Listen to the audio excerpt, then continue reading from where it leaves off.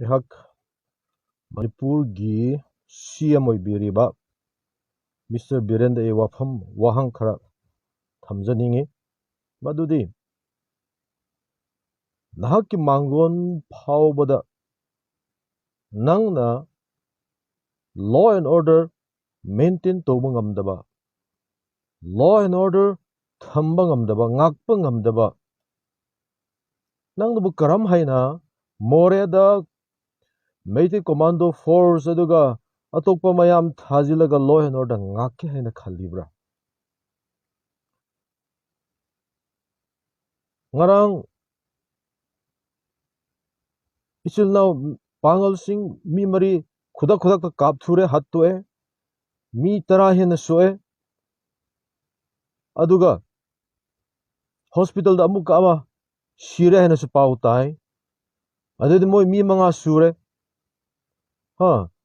ꯑꯗꯨꯒ ꯏꯝꯐꯥꯜ ꯃꯅꯨꯡꯗ ꯑꯔꯝꯕꯥꯏ ꯇꯦꯡꯒꯣꯜꯒ UNLF ꯁꯤꯡꯅ ꯑꯗꯨꯒ PLS ꯁꯤꯡꯅ ꯈꯨꯠꯂꯥꯏ ꯄꯥꯏꯔꯒ ꯒꯥꯔꯤꯗ ꯀꯣꯏꯆꯦꯜ ꯆꯦꯜꯂꯒ ꯑꯣꯇꯣꯃꯦꯇꯤꯛ ꯔꯥꯏꯐꯜ ꯄꯥꯏꯔꯒ ꯀꯔꯤꯁꯨ ꯇꯧꯗꯕ, ꯑꯦꯛꯁꯟꯁꯨ ꯂꯧꯈꯠꯇꯕ, ꯂꯣ ꯑꯦꯟ ꯑꯣꯔꯗꯔ ꯂꯩꯇ꯭ꯔꯕ, ꯂꯣ ꯑꯦꯟ ꯑꯣꯔꯗꯔ ꯉꯥꯛꯄ ꯉꯝꯗꯕ, ꯃꯦꯟꯇꯦꯟ ꯇꯧꯕ ꯉꯝꯗꯕ CM ꯑꯃꯅ ꯀꯔꯝ ꯍꯥꯏꯅ ꯅꯪꯒꯤ ꯃꯥꯡꯒꯣꯟꯗ ꯃꯥꯡꯒꯣꯟꯕ ꯐꯥꯎꯕꯗ ꯅꯪꯒꯤ ꯂꯣ ꯑꯦꯟ ꯑꯣꯔꯗꯔ ꯃꯦꯟꯇꯦꯟ ꯇꯧꯕ ꯉꯝꯗꯕꯗꯨꯕꯨ ꯀꯔꯝ ꯍꯥꯏꯅ ꯃꯣꯔꯦꯗ ꯆꯠꯂꯒ ꯂꯣ ꯑꯦꯟ ꯑꯣꯔꯗꯔ ꯃꯦꯟꯇꯦꯟ ꯇꯧꯒꯦ ꯍꯥꯏꯕ꯭ꯔꯥ?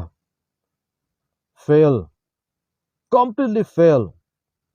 ꯌꯥꯝꯅ ꯀꯥꯏꯅꯤꯡꯉꯥꯏꯅꯤ. ꯃꯅꯤꯄꯨꯔꯒꯤ ꯏꯇꯤꯍꯥꯁꯗ, ꯏꯟꯗꯤꯌꯥꯒꯤ ꯏꯇꯤꯍꯥꯁꯗ ꯁꯤꯒꯨꯝꯕ ꯊꯧꯗꯣꯛꯁꯦ ꯁꯨꯞꯊꯣꯛ ꯊꯣꯛꯇ꯭ꯔꯤ. ꯅꯪꯅ ꯍꯦꯛ CM ꯀꯥꯔꯛꯄꯗꯒꯤ ꯃꯅꯤꯄꯨꯔꯁꯦ ꯄꯨꯡꯆꯥꯏ ꯆꯥꯏꯔꯕꯅꯤ. ꯁꯨꯛ ꯅꯨꯡꯉꯥꯏꯕ ꯂꯝ ꯑꯁꯦ ꯑꯃꯒ ꯑꯃ ꯌꯦꯡꯊꯤꯅꯍꯟꯕ, ꯑꯃꯗ ꯃꯤꯆꯪ ꯆꯪꯉꯒ ꯑꯃꯗꯤ ꯑꯃꯕꯨ ꯌꯦꯡꯊꯤꯍꯟꯕ. ꯁꯤꯅꯦ. ꯑꯅꯤꯁꯨꯕꯗ ꯍꯟꯗꯛꯀꯤ ꯂꯥꯟ ꯑꯁꯤ Meitei's wars on the cookies ne. Meitei loinamak ay condemn taude. Adubu BIREN's war on the cookies haina ay lauthokke. Aduna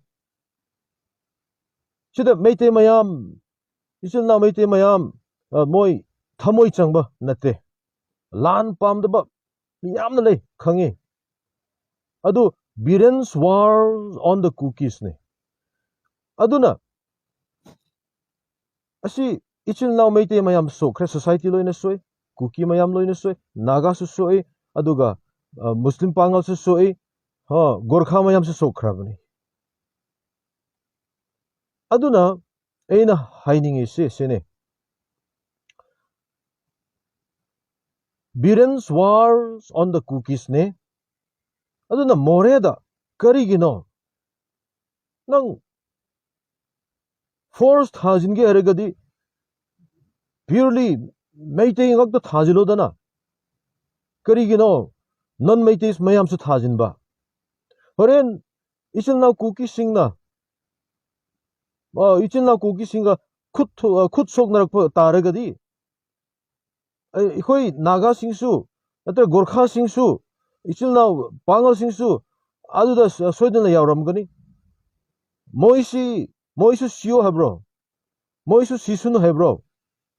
ꯑꯗꯨ ꯃꯣꯏ ꯁꯤꯕ ꯀꯥꯟꯗ ꯍꯣꯔꯦꯟꯗꯤ ꯀꯨꯀꯤꯁꯤꯡꯅ ꯅꯥꯒꯥꯗ ꯀꯥꯞꯄꯤ, ꯄꯥꯡꯒꯜꯗ ꯀꯥꯞꯄꯤ, ꯅꯦꯄꯥꯂꯤꯗ ꯀꯥꯞꯄꯤ ꯍꯥꯏꯅ ꯂꯥꯎꯊꯣꯛꯑꯒ ꯏꯔꯥꯡꯁꯤ ꯍꯦꯟꯅ ꯆꯥꯎꯊꯣꯛꯍꯟꯒꯦ ꯍꯥꯏꯕ꯭ꯔꯥ? ꯑꯁꯤ BIREN ꯐꯖꯅ ꯈꯟꯕꯤꯌꯨ. ꯑꯁꯤ ꯁꯤꯒꯨꯝꯕꯁꯤ ꯇꯧꯔꯣꯏꯒꯗꯕꯅꯤ. ꯑꯩꯈꯣꯏ Meitei state force kananasu thajabidravani, especially Kukisingna thajadre. Maramdi May 3 digi yum May thabada commando na luchingbani, mi kapada commando na luchingbani. Aduga Tongsing Hangsing chahi 8 angang adu mamaga magi antiga commando singna puraga Meitei mopta sinnabani, moi khutta pithoga moina mei thahanbani. ꯑꯗꯨꯒꯨꯝꯕ state force ꯗꯨ ꯀꯅꯥꯅ ꯊꯥꯖꯒꯗ꯭ꯔꯣ ꯅꯣꯡꯄꯣꯛ ꯁꯦꯛꯃꯥꯏꯒꯤ ꯊꯧꯗꯣꯛꯇ ꯅꯣꯡꯄꯣꯛ ꯁꯦꯛꯃꯥꯏ ꯊꯧꯗꯣꯛꯇ ꯅꯨꯄꯤ ꯑꯅꯤꯗꯨꯅ ꯃꯣꯏ police Manipur police ꯀꯃꯥꯟꯗꯣꯅ ꯀꯟꯕꯤꯒꯗ꯭ꯔꯥ ꯍꯥꯏꯔꯒ ꯍꯥꯏꯗꯨꯅ ꯃꯣꯏꯅ police ꯁ꯭ꯇꯦꯁꯟꯗ ꯆꯪꯕꯅꯤ ꯄꯨꯂꯤꯁꯁꯤꯡꯅ ꯀꯔꯤ ꯇꯧꯏ ꯃꯣꯏ ꯄꯨꯂꯤꯁ ꯀꯃꯥꯟꯗꯣꯁꯤꯡꯅ ꯅꯨꯄꯤ ꯑꯅꯤꯗꯨꯕꯨ ꯑꯗꯨ ꯃꯩꯇꯩ ꯃꯣb ꯑꯗꯨꯗ ꯄꯤꯊꯣꯛꯑꯒ ꯃꯣꯏꯅ ꯅꯦꯀꯦꯠ ꯄꯔꯦꯗ ꯇꯧꯏ ꯑꯗꯨꯒ ꯔꯦꯞ ꯇꯧꯏ ꯑꯗꯨꯒꯨꯝꯕ communal state force ꯑꯗꯨꯕꯨ ꯀꯔꯝ ꯍꯥꯏꯅ ꯃꯣꯔꯦꯗ ꯅꯣꯏ ꯊꯥꯖꯤꯟꯕ꯭ꯔꯣ ꯑꯗꯨꯏꯗꯤ ꯁꯥꯟꯇꯤ ꯄꯥꯝꯕ ꯅꯠꯇꯦ ꯍꯥꯏꯕ ꯏꯔꯥꯡ ꯊꯣꯛꯁꯅꯨ ꯍꯥꯠꯅꯁꯅꯨ ꯀꯥꯞꯅꯁꯅꯨ ꯍꯥꯏꯕꯅꯦ ꯍꯥꯏꯕ ꯁꯣꯝꯗ ꯀꯨꯀꯤꯁꯤꯡꯅ ꯍꯥꯏꯕꯁꯤꯗꯤ political solution ama laktri phawba fajana tongan leiba solution lak matamda leiminagera hingmanagera kirira ama togani adubudi soidan lakani adu hojik political solution lak leitribanina asi communal force singsi puthou moredigi puthou haibisi hanjina hairabani adu puthokte reinforcement hanjin reinforcement thajili hojik khut soknare kamai ama soi isin law kabui macha ama soi horendi kabui macha du sirakpa kanda kabui mayam si saw halaga kuki sing sida lan to hange hebra horen gorkha macha ama sib matamda gorkha mayam si saw halaga kuki sing da lan to hange hebra karino biren ki tactics asi chumdeko aduna manipurda hojik more gi phibamsi shanti lakhange haiba taragadi asi communal meitei forcing si putho loina withdraw tawro ado idi shanti la ani churchanpurda meitei force leite ada hojik kangpupi da meitei force leite shanti leye imphal manungda hojik kuki sing leite shanti leye imphal da kuki changba yabra moi kano kana tumbi henba yabra henba yade ba hekta heladi kuki sing hingna halakte aduna kuki sing asi imphal la leitabagi imphal shanti leibni irang thoktabani aduna more da meitei sing hanjin thomjin hanbagi more da irang thokpani adu khangna hek sum tawdun leiri si karigi no shanti pamba nate ba irang si asumene sogar haningi kari politics no sim chawkhatningai politics leite sumaina mayam subu ama hen na yengchi hanage hebro adu hatna hange hebro imphal manungda nangi mangonda hawba law and order maintain toba ngamdaba nangna more da chalaga more da state force thajilaga law and order maintain to hange ba karino nakok tu